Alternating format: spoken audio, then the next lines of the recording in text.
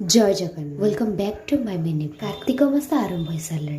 आपण मान तो जानते कार्तिक मासर महत्व मु भी पुण्य अर्जन करने पाई सकाळ उठी नित्यकर्म सारी तुलसी पूजा करथि जदि मो पूजा विधि रे किछि भूल हेतिबो कमेंट बॉक्स रे निश्चय जणेबे मु ताकू सुधार प्रथमे मां वृंदावती को मु गाधोई परे गोबर रे गोटे बेदी करथिली झुटी काटी मते सेते भलो ड्राइंग आसे नहीं मते जेंती आसिला मु सेंती झुटी काटिछि आपनको मो झुटी केमती लागिला कमेंट बॉक्स रे निश्चय जणेबे कुहा जाय कार्तिक मासरे काले भोर स्नान कले कोटी पुण्यर फल मिले ता सहित दामोदरंको एवं वृंदावती देवंको दीप प्रज्वलन कले ताटू अधिक फल मिले आपण आपणकर कार्तिक मास किपरि पालन करछन्ते मते कमेंट बॉक्स रे निश्चय कथारे मोर झुटी मध्ये परे तोळी आनथिवा फूल रे माळटे गुंथिथिली माळ करे सारी पूजा सामग्री सब रेडी करिकरी पूजा पई आसिली प्रथमे शंख फुंकीथिली आ परे तयारी करी आनथिवा भोग आ जळकु परे चंदन सिंदूर देवंको लगेइथिली